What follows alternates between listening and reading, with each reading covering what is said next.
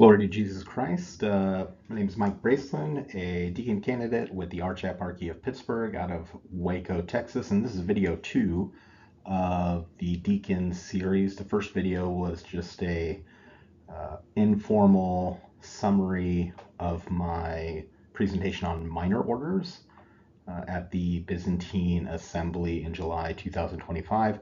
This video is going to go into the biblical prefigurement of the deacon, specifically with the Levitical priesthood and or the Levites and the holy angels. Okay, so why are we doing a video on deacons anyway? So anybody that's been in the church for a while, maybe not so much in the Byzantine church, maybe you have a robust stable of deacons, we'll say, but most churches, they don't, right? And on the Roman side as well, there's a lot of ambiguity there. So why do we need deacons anyways? There's a lack of historical understanding. Is it just a made-up office? Are there contemporary misunderstandings of what the deacon is for? Reducing the necessity of the deacon to a mere function. We talked about that in the first video, that reduction of functionalism and utilitarianism of the offices. Do we stereotype the office as one for later in life? Meaning, is this a part-time retirement gig, ecclesiastical social worker type role, or is it not seen as it should be seen in the context of the apostolic church? We'll get into a lot of those things. Does it lack priority by priests and bishops to encourage the vocation? Is there a lack of consideration by priests and bishops to mention the office? Right? At a church that I go to, they have a pop-up stand of Pope Leo, and it has this priestly ordination and his consecration as a bishop and his elevation to cardinal and to pope, and conveniently does not mention his ordination to the diaconate, which is where he entered the clerical life, right? Is there a prioritization of priestly vocations at the expense of diaconal vocations, right? These are a lot of questions that people have, practical questions. I've gotten them a lot. I get the question, what's the point if a layperson could do a lot of the stuff that the deacon does? You see that more in the Roman church than the Byzantine church. Obviously, the Byzantine deacon has a lot that they're doing, especially liturgically, right? But still an underlying modus of the Western world, so to speak. So these are a lot of things that I wanted to touch on, and hopefully they compound on one another, and you see how it's fitting together. Where do we get the diaconate? What is it rooted in? Okay. The new Levites. Okay, who were the Levites? Right? Levites were priests and Levites that were not priests, various different levels, who operated in ministry, service, etc. to the people of Israel. They had a central role in Israel's spiritual life and worship. Were called, set apart to serve with humility before God and his people, sometimes more successfully than other times. They provide a mediating image of what God's people should look like, right? Again, sometimes that went well, and sometimes Israel went into exile, right? There's a lot of examples of the failures of the Levites as well. It's meant to be an outward symbol of an inner reality grasped by all Israelites, right? Called to lead, preach, teach in various capacities with the Levitical priests, and are called to protect the weakest and most vulnerable of the people. God promised to keep his covenant with the Levites for all eternity. Okay. Doesn't really answer the question of how that's connected to the diaconate, but hopefully some of these terms, mediating, serving with humility, an outward symbol, called to lead, preach, teach, etc., protection of the weakest and most vulnerable. These are themes that you're going to see come up as we go deeper into the diaconal office. All right, what do the church say? And what do the fathers say, right? This is not an exhaustive list. Okay, I didn't want to bombard the PowerPoint with a million different bullet points. St. Clement compares the deacons to the Levites, right? St. Athanasius calls the deacons the Levites in the context of divine worship. Also, liturgically, when a man's ordained to the diaconate, within the prayers of ordination, the sons of Levi are recalled, right? So there is an explicit connection there, in patristics as well as liturgically, the living faith of the church. Deacons are also an image of the holy angels, right? What are angels? Angel is actually the title of their office, not their nature. Their nature is spirit. Their office is angel, which means messenger. They are sent on mission as legates of God to men. Okay, forgot the end quote on that. Forgive me. So keep in mind these words too. They're a messenger. They're a mediator, right? They're sent on mission as a representative of God to people. All right. These are also key terms. We borrowed some from the Levites. These are some key terms to remember here. Angels comes emissaries, mediator, messengers, ministers demand from God in the Psalms. Hosts and ministers are parallel with servants and angels. All right. Okay. So to get a better grasp of this connection as it relates to the Byzantine deacon, I thought it best to put in the context of spiritual fatherhood. Okay. Before I get into that, we have two wonderful pictures here. The liturgy is the living tradition of the church, right? And our iconostasis tells a beautiful story here as well. The top picture, you see the servant doors, okay, or two angels. Those are also called the deacon doors. All right. In fact, they're most commonly called the deacon doors. The deacon doors can have angels or deacons on them. They're interchangeable. Okay, so the church is professing this reality visibly. All right, you look at the bottom picture, beautiful white iconostasis with the deacons on it. So it'd be St. Lawrence and St. Stephen, respectively. Okay, so understanding the root of spiritual fatherhood is important to comprehend the specific expressions found among the clergy. Right, so the history, purpose, and custom of spiritual fatherhood, as the deacon is, being a spiritual leader of a community. All right, that's really what we're getting back to here, and I'm going to weave that Levitical and angelic aspects into this as best I can. Hopefully, I don't fail at that. But the history, purpose, and custom of spiritual fatherhood, as well as the utilization of the prefix father for clerics, has varied significantly over the church's 2,000-year history. Spiritual parenthood is certainly a grace, and is not bound by office, gender, or age of the one gifted. Okay, so we have to put first things first here, right? It's not like any clerical office has ownership of spiritual fatherhood, okay?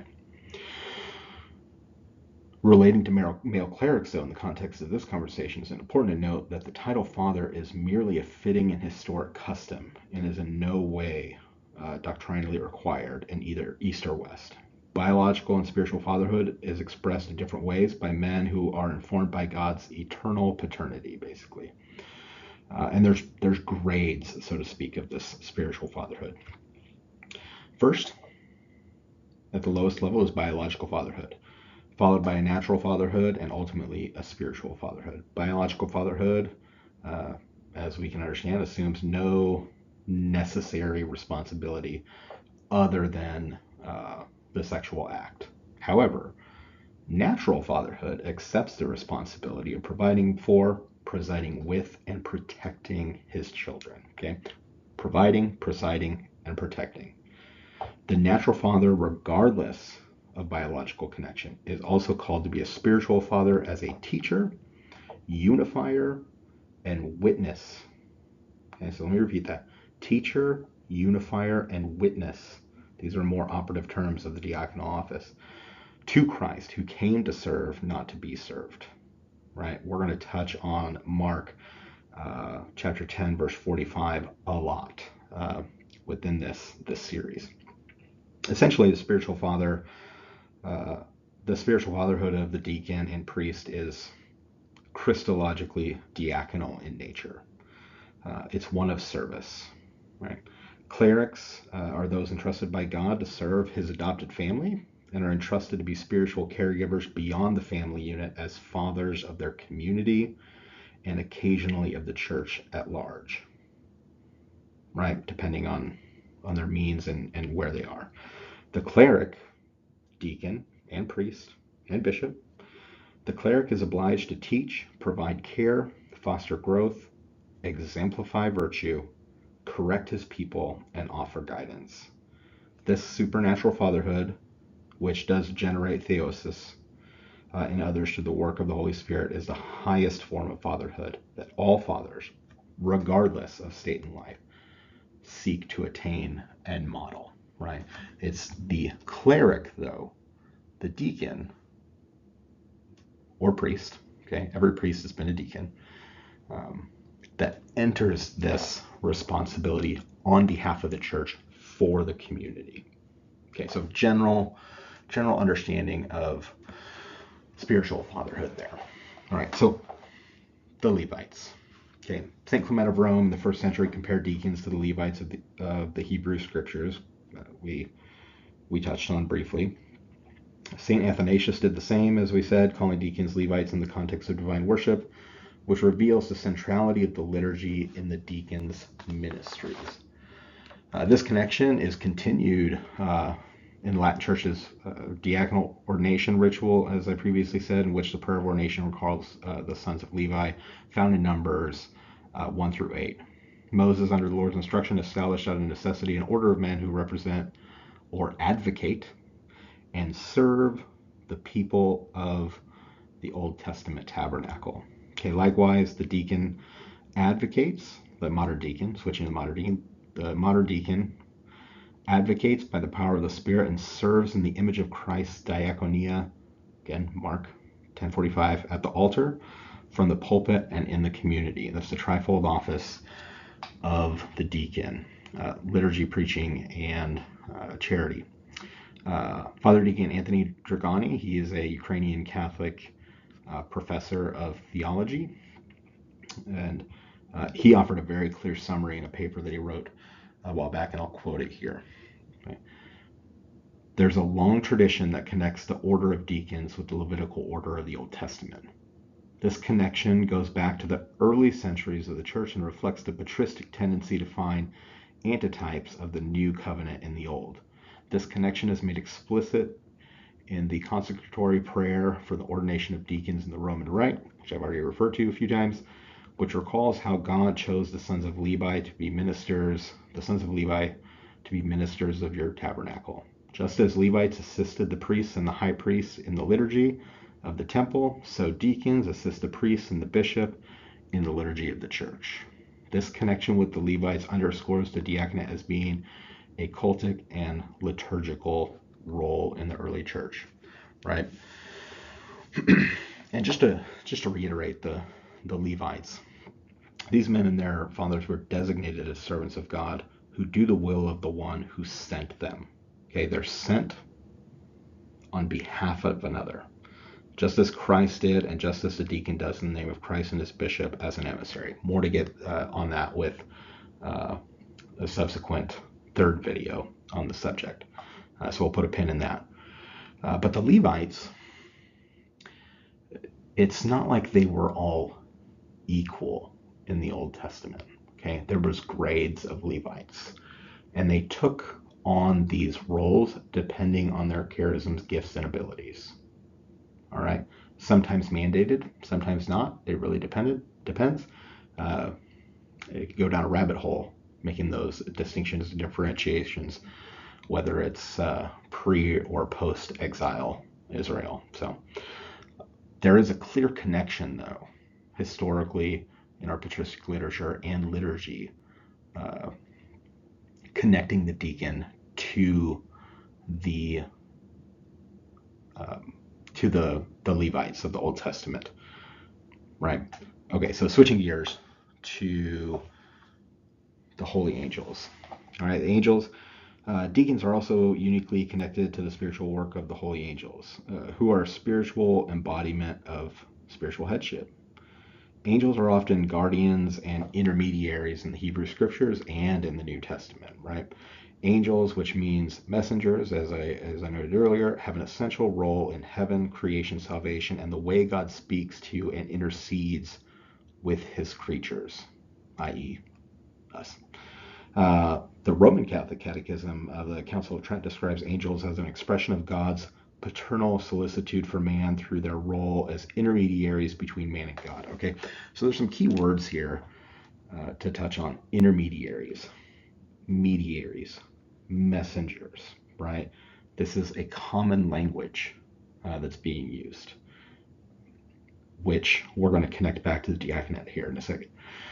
In this capacity, angels illuminate, enlighten, perfect, instruct, purify, mediate, and guard. Furthermore, they are often correlated with the deacons who embody these same characteristics by virtue of their office. Okay, so it's not like these were attributed to the diaconate and then they found the Old Testament connection. This is an organic outgrowth of the reality of what the prototype looked like and how the office continued to develop, right? So it was more exegesis. There was no eisegesis here when it comes to the development of the diaconate. Drawing on the Byzantine liturgical corollary, deacons in this regard were generally viewed as, quote, images par excellence of the holy angels, end quote, as spiritual ministers of heavenly mysteries in and through their participation in the liturgy and at the altar and the world beyond the altar, right? So you have this image of the deacon being the glue, being the mediator again, right? Serving at the altar, bringing the altar out into the world, and then gathering people up and bringing them back to the altar, right? Okay, this is very, very clear in our Byzantine tradition, in our Byzantine divine liturgy. The deacon is constantly circling, right? Comes out, leads litanies, takes the prayers of the people back to the altar, right? That's what the deacon is doing the entire time, is being that mediary. The priest can pray at the altar, right? And he's bringing the petitions to the altar, right? And representing the people. Okay, this is why it is absolutely essential in the divine liturgy, in the fullness of the divine liturgy, to have the priest, the deacon, and the people. Like without the people, there is no divine liturgy, right? And of course that mediation is necessary, but I'm getting ahead of myself. So where the angel is an essential part of the heavenly liturgy, the deacon is an essential aspect of the liturgy on earth and acts as the mediating agent between God and man during the liturgy and in the community, right? I'm just going to repeat that, okay? Where the angel, okay, the messenger, is an essential part of the heavenly liturgy. Okay, we are participating liturgically in the heavenly banquet. Okay, we have to ask ourselves, like, is the high priest Christ himself celebrating the heavenly banquet without his holy angels? I don't think so, right? The deacon is that representation on earth in our divine liturgy that is participating in the heavenly banquet, right? So for anybody that questions essentiality, I can't tell you why God designed the things that he did and why he decided to establish the church the way that he did. I just know that he did, and this is the way he does it, right? And in obedience, we follow that joyfully. St. Ignatius of Antioch writes the following, quote, "And what are the deacons but imitators of the angelic powers, fulfilling a pure and blameless ministry unto him, as the holy Stephen did to the blessed James, Timothy, Linus to Paul, Anacletus, and Clement to Peter." end quote. Okay, that's from his epistle of Ignatius to the Trallians. Christ is the high priest in heaven with his holy angels, just as the presbyter on earth is necessarily in persona Christi Capitas, right? In the person of Christ the head, with his holy deacons. All right.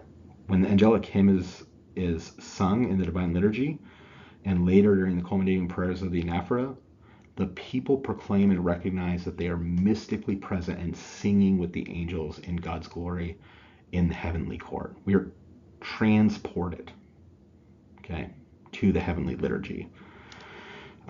Or think about it in reverse, the heavenly liturgy descends upon us, right? The deacon continually represents, mediates, and leads this union into which the congregation is mystically lifted. That sounds like a pretty darn essential role, if you ask me. Okay, Christ our Pascha, the Catechism of the Ukrainian Catholic Church states, over the Sticharion, the deacon puts on the Aurarian, or the stole, as it's called in the Roman Church. This long band which hangs over the left shoulder and which the deacon raises as he calls the faithful in prayer, the Aurarian symbolizes the wings of the angels. Deacons, like the angels who are ministering spirits, are at the service of the liturgical community. Holy moly, right? The angelic deacon's visibility is also physically represented in the iconostasis, which I previously mentioned, which is figuratively understood as a mediating bridge between the Holy of Holies and the Holy Faithful. As such, the deacon is present with the people while conducting heavenly prayer as said mediator.